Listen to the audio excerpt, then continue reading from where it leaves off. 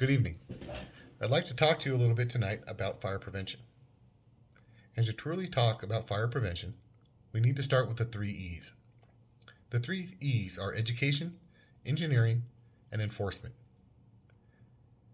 Together, the 3 E's equal fire prevention. Education is the first of the 3 E's, and education is defined in Robertson's textbook titled Introduction to Fire Prevention as actions that teach, promote awareness, present information, and conduct activities intended to change behaviors that increase people's safety from fire. The goal of educating the public on fire safety and fire prevention is, of course, to reduce fire-related property damage, injuries, and death. By educating the public, the goal is to change behaviors around fire safety due to a better understanding of what can be done to prevent fires in the first place. Education on fire safety also includes what can be done if there is already a fire. Education on how to put out a fire and the use of household fire extinguishers have also been taught. You might remember as a child being taught stop, drop, and roll. If this rings true with you, it's an indication that education works. This education tells us what to do if for some reason you find yourself on fire. Education is also available on how to develop an evacuation plan in the event of a fire. Although evacuations plans and postings are required in many public dwellings, they are not required for personal residences.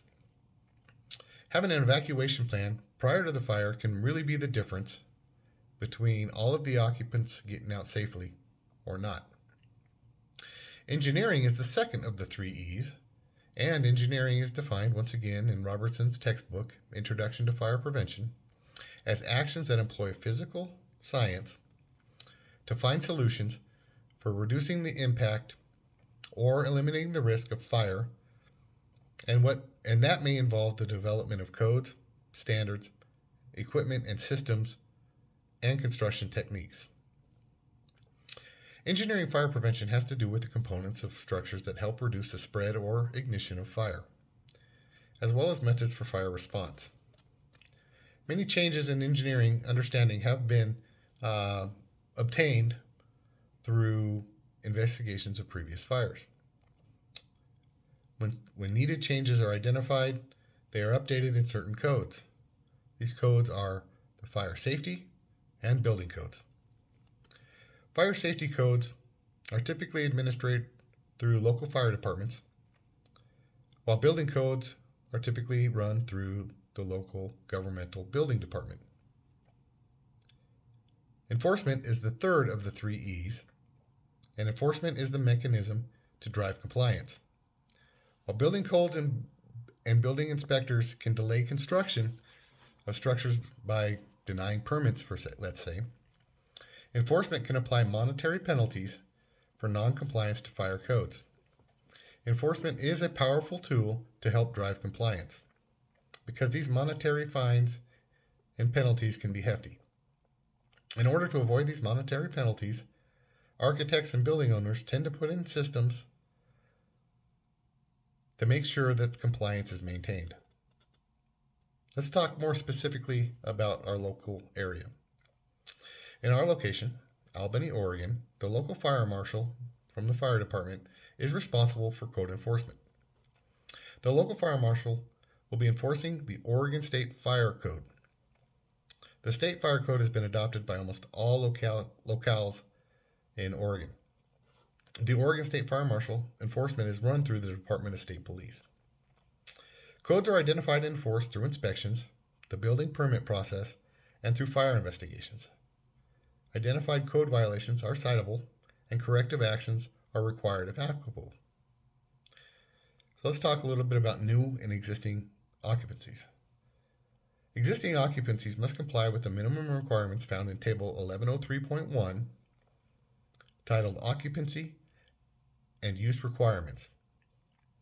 Some of these include updating elevators to include emergency operations, installing automatic sprinkler systems, installation of water standpipes, fire alarm system installation, carbon monoxide detection systems, exit illumination, specific door widths, and fire escape stairways, among others. Facilities designated as historic buildings must meet the NFPA 914. New construction must meet the requirements of the Oregon State Fire Marshal, as well as the NFPA 101 life safety requirements. These are monitored and controlled through pre-construction permitting. Permits must be applied through for the local government offices, building divisions. The county or city building inspector, along with local fire department, will approve the permits. Permits will be signed off upon satisfactory inspection of the work done. Occupancy will not be approved until all permits have been signed off by the regulatory agency of control. So let's talk a little bit about local fire resistance testing facilities. There are a few local options for getting building materials tested for fire resistance in Oregon, most of which can be found in the northwest portion of the state, in the Portland and surrounding areas. One of the larger firms is called Coded Limited. This firm has locations in the northwest part of the state, as well as Central Oregon. Some of the services that they offer are detection and suppression design and review, as well as equipment and assembly inspection and testing, as well as analysis, as well as explosion analysis. Testing in the area follows the ASTM standard test method for fire tests of building construction materials, the E119-14. The local area inspections focus on the building material used to validate fire ratings. This is also done through permitting, where building material must be approved through the local permitting process. Thank you.